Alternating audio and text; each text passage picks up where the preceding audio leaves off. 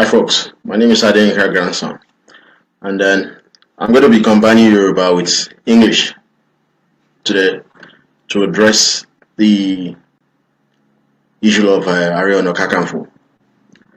Yoruba ló máa ń sọ̀rọ̀ ló ń pòwe pé ìran mẹ́ta ò kì í tòṣì. We have had 14 Aare Ona Kakanfo before Gani Adams was designated as the 15th Aare Ona Kakanfo by the Aláàfin of Ọ̀yọ́, which we are grateful to because it's due.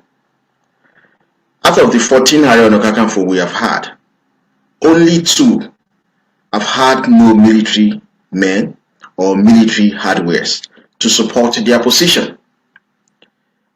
The other 12, one ní ọmọ ogun, one dẹ̀ ní nǹkan ogun. But the modern Aare Ona Kakanfo, which started from Aare Akintola as the Aare Ona Kakanfo, he had no military men, he had no military weapon. Aare Abiola had no military men and no military weapon. So that was why on the 15th of January 1967, Igbo military officers of the Nigerian Armed Forces murdered Aare Akintola. His successor, Aare Abiola, was also murdered by the Hausa Fulani military officer. So these are the 2 modern Yoruba Aare Ona Kakanfo who were summarily killed by the Igbo and the Hausa Fulani. Now, the 3rd generation of the Aare Ona Kakanfo we have now had is Gani Adams and our generation. Nigeria is a multicultural country. It is a multi-ethnic society. In a situation whereby we have allowed one of the ethnic groups, which is the Hausa Fulani, to control the presidency of Nigeria, to control the National Assembly, to control the judiciary, to control the Nigerian military and all the intelligence agency, Yoruba land and Yoruba people are now slaves within the Nigerian Federation. As a multi-ethnic society in Nigeria has never gone to war with any of its 4 neighbors. We have 4 neighbors in Nigeria: Benin Republic, Chad Republic, Niger Republic, and Cameroon Republic. These are the Nigerian 4 neighbors. We have never fought a single war with any one of them. But in 1963-64, Hausa Fulani soldiers of the Nigerian Armed Forces murdered 14,528 Yoruba children, women, and men. What did they do? They protested against the imprisonment of Awolowo. Because Hausa Fulani controls the military, they used the military might to exterminate 14,528 Yoruba people.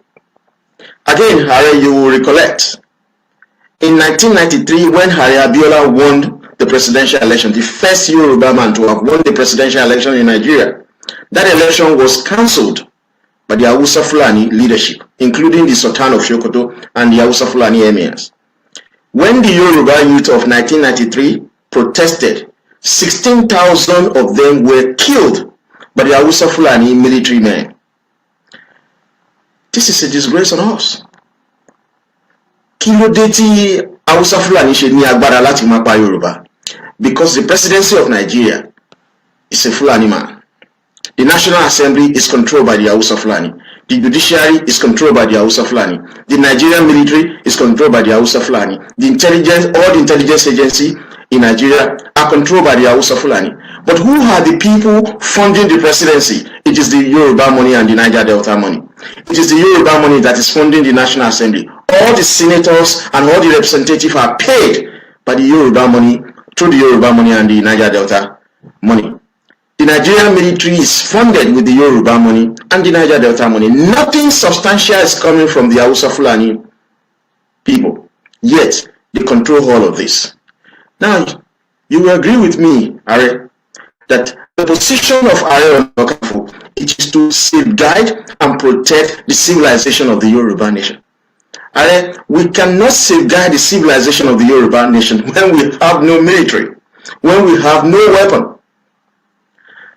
As I said, the president of Nigeria is a Fulani man. The commander-in-chief of the armed forces is a Fulani man. The chairman of the Nigerian a Council of State, is a Fulani man. Yarab Adam is the head of the National Intelligence Agency. Mahmoud Daura is the head of the Department of State for Security Service, DSS. Abdullahi Dambazu is the Minister for Interior. Ibrahim Idris is the head of the Police, Inspector General of Police. Tuko Burantai is the head of the Army. Sadiq Abubakar is the head of the Air Force. M.X. Usmar is the head of the Defense Intelligence Agency. Muhammad Munguro is the head of the National Security Advisor. Hamed Ali is the head of the Nigerian Customs Service. Jafar Ahmed is the head of the Nigerian Prison Service. Abdullah Muhammadu is the head of the Nigerian Security and Civil Defense Corps. EFCC Magu is the chairman of EFCC. All the military leadership and all the intelligence agencies in Nigeria are under the command and control of the Hausa Fulani. Aare Gani Adams. We cannot fight these people when they are in total control of the Nigerian military, when they are in total control of all the intelligence agencies, when they control the presidency, the National Assembly, the judiciary, they control all the major ministry and government parastatals. You cannot be Aare Ona Kakanfo without military men. You cannot be Aare Ona Kakanfo without superior firepower. The 12 Aare Ona Kakanfo before Aare Akintola were men with military capability, with weapons to defend the civilization of the Yoruba nation. Aare Akintola had no men and no weapon to defend Yoruba civilization. Aare Abiola had no men and no weapon to defend Yoruba civilization. You cannot afford to make the same mistake, Aare Gani Adams. Irometa Okintoshi. We are the third generation. So how can we confront the Hausa Fulani who have taken firm and total control of the Nigerian military and all the intelligence agency in Nigeria? You know, this Nigerian military and the intelligence agency are funded with the Yoruba money, not Hausa Fulani money. So what we have planned to do, Aare, is this. We are going to conscript and commission the 6 million OPC member into the Yoruba Armed Forces, into the Yoruba Police Services, as well as the Yoruba Border Control Agency. So we are going to use 3 million OPC members and turn them into the Yoruba Armed Forces officers. We are then going to use 2 million out of the remaining 3 million and conscript them into the Yoruba Police Service. And the remaining 1 million will be used to control, to police the entire Yoruba border. How we are going to fund them, that is the next thing you would like to ask me, Aare Gani Adams. I would like to tell you one fundamental thing. The federal government of Nigeria gets 90% of its revenue from 7 major sources, and I'm going to name them. Number 1 is the NNPC. 80% of the revenue of the NNPC comes from the Niger Delta. The remaining 20% comes from Yorubaland. There is no kobo, no single kobo that is coming from that is NNPC revenue that is coming from the North. The North are not contributing 1 cc to the revenue of the NNPC. The second source of revenue of the federal government of Nigeria is the Nigerian Customs Service. Yoruba alone contribute over 80% of the Nigerian Customs Services revenue. The remaining 20% is contributed all across Nigeria. We are the major contributor to the Nigerian Customs Services. There is another one which is called Federal Inland Revenue Service. The majority of the taxes collected in Nigeria, be it corporate profit tax, 85% of corporate profit tax come from Yorubaland. You know why this is so? If you check the Corporate Affairs Commission, they have their office at Abuja. They said in their report that 85% of all registered companies in Nigeria are registered within Yorubaland. That means that it is the Yoruba that is contributing 85% of corporate profit tax, corporate income tax. Aside that, we are contributing 80% of the VAT in Nigeria. Lagos State alone is contributing more than 60% of the VAT. By the time we had Ogun State, we had Oyo State, Osun State, Ondo State, Ekiti State, Kwara and Kogi. These are the Yoruba sphere. Yoruba alone is contributing more than 80% of the VAT in Nigeria. What are the Hausa Fulani contributing? Almost next to nothing. And we also, Yoruba, we contribute 85% of education tax. Every registered company in Nigeria must give 2% of their income, profit, must pay 2% of their profit as education tax. Because Yoruba have 85% of all registered companies in Nigeria, we Yoruba are the one paying 85% of education tax. There is technology tax, which is 1% of companies' profit. 85% of technology tax in Nigeria is paid by the Yoruba nation. We also talk about withholding tax, in which Yoruba are paying 80% of it. Petroleum profit tax. And let me explain one thing to you. Petroleum profit tax simply means that there are some companies in Nigeria that have been given license by the federal government to lift crude oil. The moment about to get crude oil, you talk about to convert from raw material into finished product like petroleum product. One work before petrol stations one quarter. So petrol station automatic time petroleum profit tax also on vehicle owners. According to the Nigerian Bureau of Statistics, 65% of all registered vehicles in Nigeria are registered in Yorubaland. So Yoruba people are the ones paying 65% of petroleum profit tax in Nigeria. So you see all of this. We also pay stamp duty, which is about 70%. We pay capital gain tax, which is 90% that Yoruba are paying.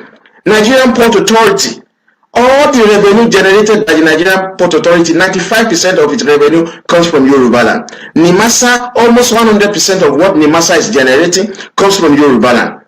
So you see all of this, but this money are not benefiting the Yoruba nation. The money simply are benefiting the Hausa Fulani nation. So these are some of the major sources of income we are going to use to pay the OPC member who will be conscripted and commissioned into the Yoruba Armed Forces, into the Yoruba Police Service, as well as the Yoruba Border Control Agency. And let me cite an example to you to see how bad the Yoruba land has turned to under the control of the Hausa Fulani. In a day, Yoruba people will drink 5 million bottles of beer. And that's what we're drinking. 5 million bottles of beer. An average price of a bottle of beer is about 300 naira. Now, out of that 300 naira we pay for a bottle of beer, there is what is called VAT, which is 5% of 300 naira. 5% of 300 naira is 15 naira. And when we multiply 15 naira by 5 million bottles of beer, that comes to 75 million VAT. This is what Yoruba are paying on beer per day. Where is this money going to? Abuja, to fund the lifestyle of Hausa Fulani politician, to fund the lifestyle of Sultan of Sokoto, to fund the lifestyle of Emir of Kano and all other emirs. 75 million ní Yoruba ń san lórí VAT lọ́jọ́ kan. Tá bá dá owó ilé orí medical free healthcare, everybody to want Yoruba ló máa ní free healthcare. And let me also tell you this: every day 10 million bottles of soft drink ní Yoruba mú a day. Lójúmọ́ kan. I'm talking about Pepsi Cola, I'm talking about Coca-Cola, I'm talking about 7-Up, I'm talking about laxity and all other drinks. 10 million bottles of soft drink la mú lọ́jọ́ kan. The average price of a bottle of soft drink is about 100 naira. Now, for every 100 naira we pay on a bottle of soft drink, there is what is called VAT, value added tax, which is 5%. 5% of 100 naira, it is 5 naira. So 5 naira multiplied by 10 million bottles of soft drink, it comes to 50 million.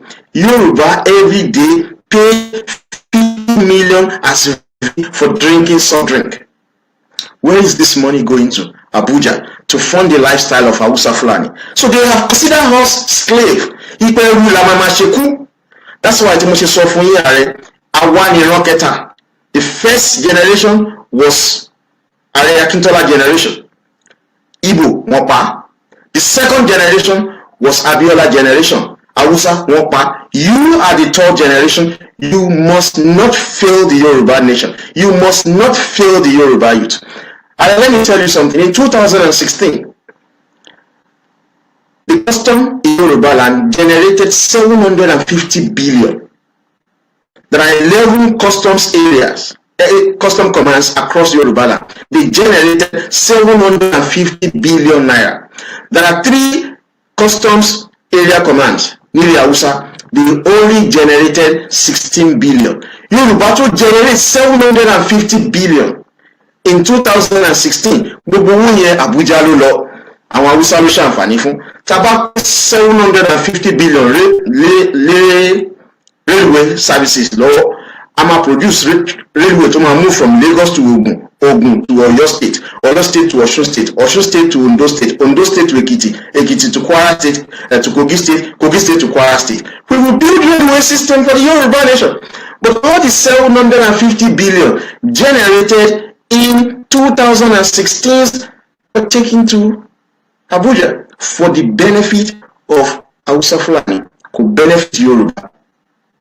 Alright. These are things we have got to change. I would like to remind you to a statement you made in 1995. You remember this book, This House Has Fallen. It was published in year 2000 by Kamia. He actually interviewed in 1995, where you specifically stated that tí Yorùbá fẹ́ bá máa jàjàgbara kúrò nínú Nàìjíríà pẹ̀lú slavery táwa lọ́dọ̀ Gàmbàrí, there must be blood. You said it. Kò sí bí Gàmbàrí máa ṣe gba restructuring. They will never accept restructuring. You know why they will never accept restructuring? I'll tell you this. Nígbà tá à ń run regional government, the entire Hausa Fulani North, the Kanuri North and the Middle Belt were paying custom duty to Awolowo because Apapa Wharf Awalani, Tinker Port Awalani, Awala Lomi kì í ṣe Hausa ló lomi. The people from Niger Republic were paying custom duty to Awolowo. The people from Chad Republic were paying custom duty to Awolowo. The Cameroonians were paying custom duty to Awolowo. The people in Mali were paying custom duty to Awolowo. The people in Burkina Faso were paying custom duty to Awolowo. That was the beauty of regional government. Oh, Yoruba ló ní Apapa Wharf, Yoruba ló ní everything. Àwọn ọmọ Gàmbàrí ló wà ńbẹ̀ sìn. Láti jọ́ tán ti change the federal capital territory lọ sí Abuja. Ẹ̀ẹ̀kan ṣoṣo the first time pé Yoruba jẹ́ FCT chairman or minister. Àwọn ọmọ Gàmbàrí ló jẹ́. Yet wọ́n máa tún máa jẹ Gàmbàrí wa lórí nínú omi wa. Àwọn náà ló tún control NPA, Nigerian Port Authority. Àwọn náà ló tún control custom. Àwọn ọmọ Hausa ló ń jẹ custom, director general custom. Àwọn náà ni director general NPA. Àwọn náà ló ń control ní massa. Omi tó jẹ́ omi Yorùbá. The essence of your position is to defend and safeguard the civilization of the Yoruba nation. You cannot achieve your goal without weapon. You cannot achieve your goal without having a military formation. We have to develop the Yoruba Armed Forces. We have to establish the Yoruba Police Services. We have to establish the Yoruba Border Control Agency. And just to close this, there are 5 major factors for a country to be a superpower. Ẹni tí kò bá ní ẹyọ kan nínú márààrún kò lè jẹ́ superpower. 1. Natural resources. The Yoruba has natural resources. We have crude oil, we have limestone, we have bitumen, we have gold, we have grindstone, you name it. We have the natural resources. The second factor to become a superpower is shoreline. We have the Atlantic Ocean. Àwọn Hausa olórí burúkú tó ń control wa wọn ní omi. They don't have Atlantic Ocean. Wọ́n láwọn ní ẹ̀ṣá control ilẹ̀ wọn ni. They are still controlling our waterways. They are still controlling our water port. So for a country to be superpower, you must have a shoreline. Yoruba has shoreline. So you use that shoreline to import and export your goods. The third factor that is necessary is population.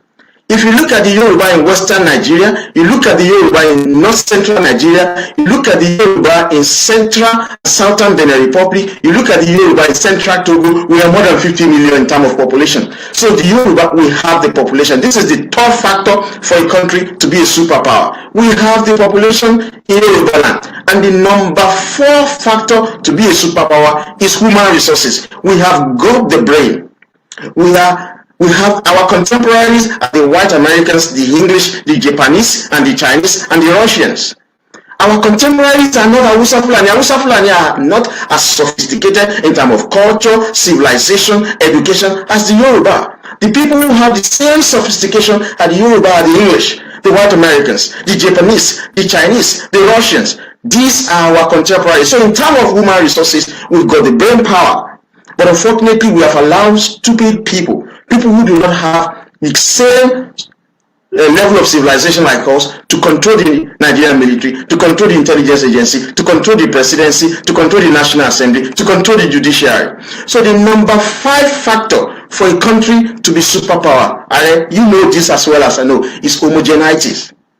Timba wà lẹ́kọ̀ọ́ tí n bá kígbe eriwo ya màá tó máa dá mi lóhùn pé àyàgbó àyàtọ̀. Tí n bá lọ sí Ìlọrin tí n bá kígbe eriwo ya màá tó máa dá mi lóhùn àyàgbó àyàtọ̀. Tí n bá lọ sí Èkìtì tí n bá sọ the same thing màá tó máa response sí mi. Tí n bá lọ sí Oǹdó tí n bá sọ the same thing màá tó máa response sí mi. We have one language.